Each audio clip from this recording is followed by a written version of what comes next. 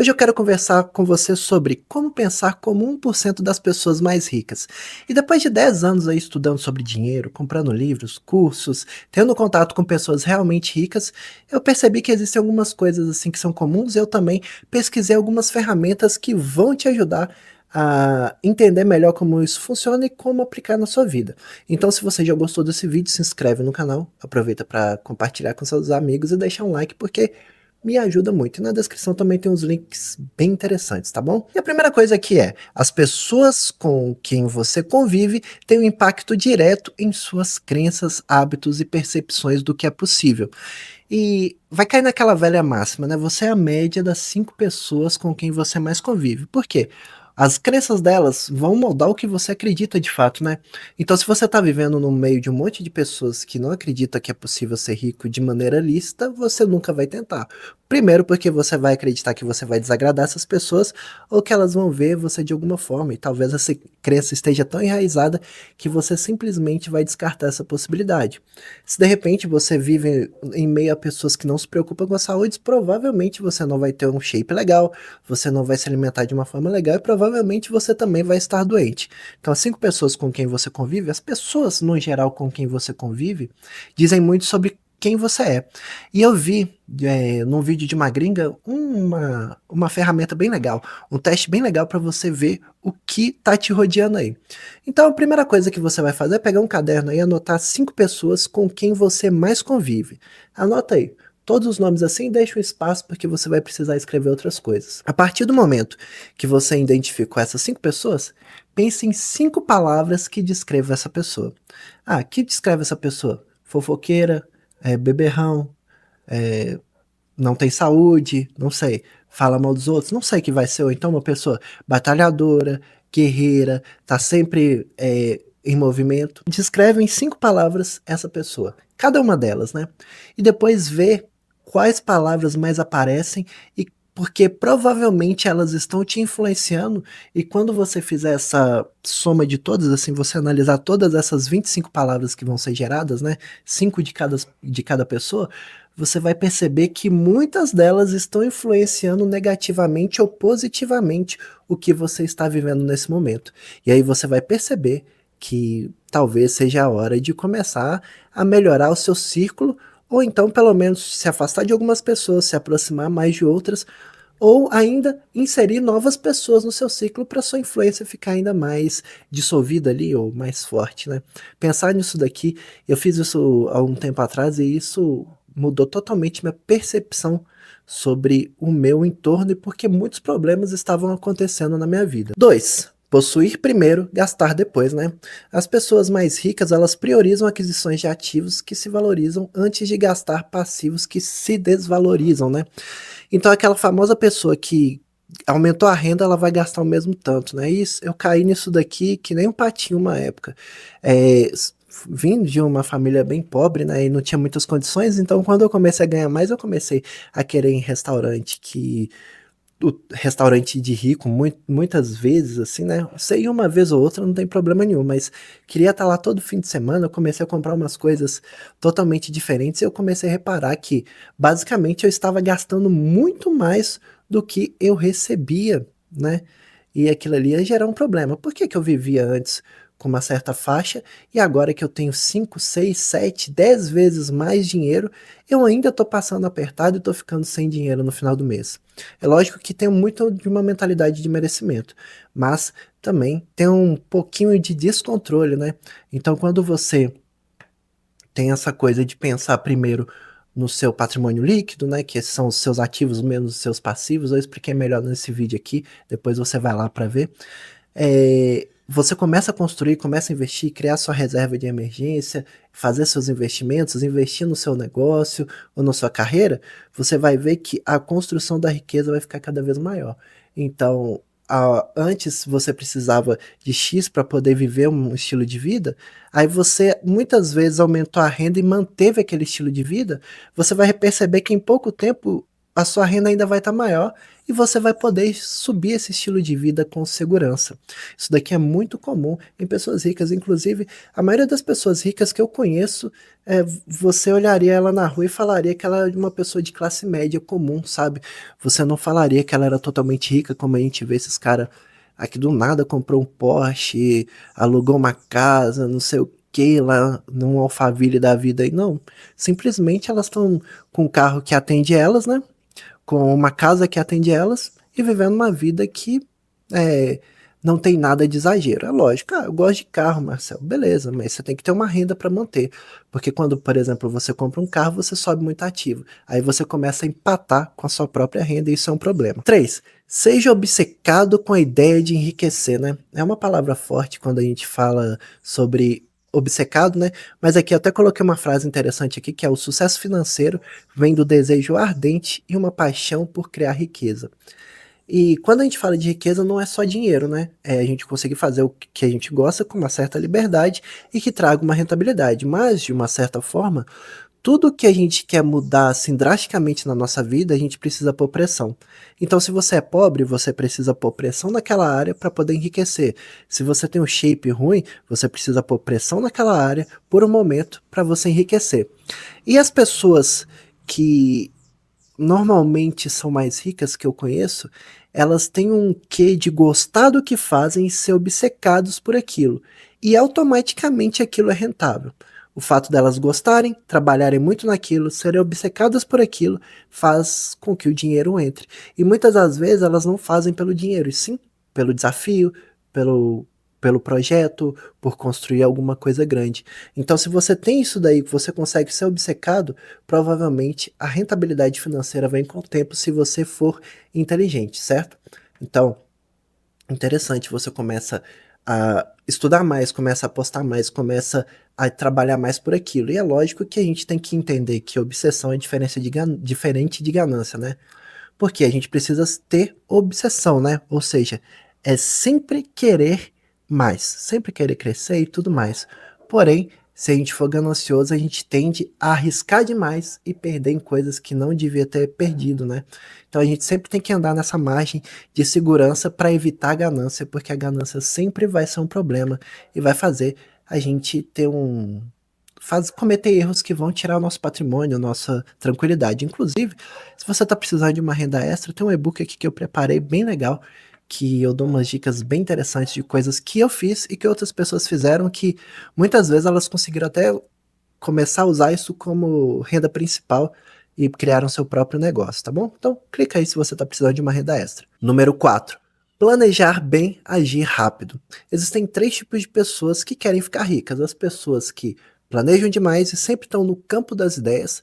As pessoas sempre que estão no campo de batalha, normalmente elas têm um pouco mais de resultado do que essas pessoas que só planejam, né? Porque elas botam em ação alguma coisa e vão aprendendo no decorrer do caminho, enquanto as que só planejam só têm ideias e ficam com isso no campo mental. E existe um terceiro tipo de pessoa que é a combinação das duas anteriores, que normalmente essas vão ter muito mais resultados do que os dois juntos, né? Então você precisa ter um misto dos dois. Você precisa saber planejar, definir metas, né? Só o fato de você definir uma meta já te coloca numa posição à frente, né? Porque muitas pessoas começam a fazer as coisas e vão fazendo, deixa a vida me levar, né? Porém, existem pessoas que colocam metas e mesmo que elas não atinjam as metas, elas conseguem ir muito mais longe porque tem um alvo definido, né? Eu quero chegar ali e eu vou andar naquela direção. Enquanto quem não tem uma meta só vai andando por aí fazendo um monte de coisa, né? Porém, existe é necessário um certo tipo de planejamento além da prática, né? Então você definir pequenos checkpoints durante o caminho até chegar na sua meta principal também é importante. Eu vou além. Se você pensa na meta, às vezes é muito longe. Isso te deixa um pouco afastado do seu projeto ali, um pouco desmotivado. Mas, se você foca no hábito ou no que você vai fazer todo dia para chegar naquele momento, é muito diferente, né? Então, se você tem uma empresa que mexe com vendas, quanto você precisa vender todos os dias para chegar na sua meta? Se você quer escalar seu negócio, quanto você precisa crescer? Quais ações você precisa fazer naquele dia para poder chegar naquela meta? Se você quer um shape legal, por exemplo, o que você precisa fazer todo dia para poder ter um shape legal. Então isso daqui já vai definir muita coisa. E mesmo porque quem planeja demais e executa num tempo atrasado, né, perde muito timing. Às vezes você tem uma ideia maravilhosa, planeja demais e quando você põe em prática já perdeu o timing, já tem mais gente fazendo, ou então já passou o hype e você perdeu aquela oportunidade. Então é preciso ter uma certa dose de planejamento com execução. E muitas vezes você ter o planejamento mínimo e começar a executar já vai te ensinando muita coisa, se você tiver uma meta clara que vai ser o alvo que você vai perseguir. 5. Focar nas oportunidades em vez de nas limitações, né? Até coloquei uma frase bem legal aqui para ilustrar isso. Em vez de se perguntar, eu posso pagar por isso? A mentalidade rica pergunta, como eu posso pagar por isso? Ou se isso vale a pena e vai me trazer um retorno financeiro, né? É lógico que não é aquela coisa, né? Eu quero uma coisa, eu vou dar um jeito de fazer, né? A gente sempre precisa avaliar, eu preciso mesmo comprar aquilo, eu preciso mesmo investir nisso, isso vai fazer alguma diferença na minha vida? Ah, vai sim. A partir desse momento, algumas pessoas vão falar assim: "Mas eu não tenho dinheiro para conseguir fazer isso, eu não tenho tempo para conseguir fazer isso, eu não tenho capacidade intelectual para fazer isso". A pessoa com mentalidade rica, ela vai ver essa oportunidade, que muitas vezes vai agregar alguma coisa para ela, e ela vai pensar: "Como eu vou conseguir dinheiro para conseguir isso? Será que eu vou pegar um empréstimo? Será que eu vou fazer uma hora extra? Será que eu vou fazer uma renda extra para conseguir pagar aquilo ali?". Se ela pôr na cabeça que ela vai pagar, ela vai conseguir, porque ela não tem esse impedimento de travar no pensamento. Ela já fala assim: "Como eu vou conseguir isso?". Se ela não tem tempo, ela vai falar: "Como eu vou conseguir mais tempo para fazer isso? Será que eu diminuindo aqui ou ali eu vou ter mais tempo para fazer isso?". Então são coisas que as pessoas ricas costumam pensar quando vem uma oportunidade. Normalmente as pessoas com a mentalidade pobre, eu tô falando da mentalidade, tá bom? Não tô falando que porque existem pessoas pobres que têm mentalidade rica, e com certeza elas vão sair de onde estão e vão conseguir conquistar. Mas também tem ricos com mentalidade pobre que chegaram no topo e assim que alguma coisa mudar, eles vão voltar a ser pobre. Porque o mais importante aqui é a mentalidade. Você precisa ter uma mentalidade que encontra mais soluções do que encontra problemas. Isso daqui é a fórmula do sucesso na sua vida. Número 6, você é protagonista da sua vida e cria a sua própria sorte, né? Até coloquei uma frase aqui: em vez de esperar que as coisas aconteçam, as pessoas de sucesso são proativas, né? E existe, sim, um papel da sorte muitas vezes em uma pessoa que tem sucesso. Inclusive, esse livro aqui, ele tem um capítulo inteiro que fala sobre o papel da sorte no sucesso financeiro de muitas pessoas.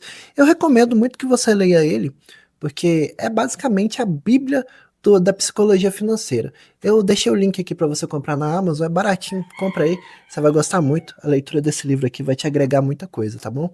Psicologia Financeira do Morgan Housel, tá bom?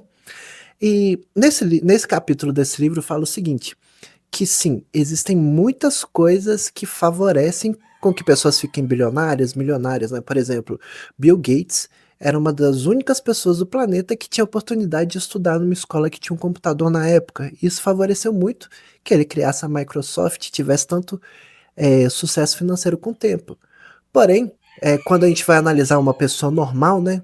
Desculpa o galo aí novamente, mas quando a gente vai analisar uma pessoa milionária comum, certo?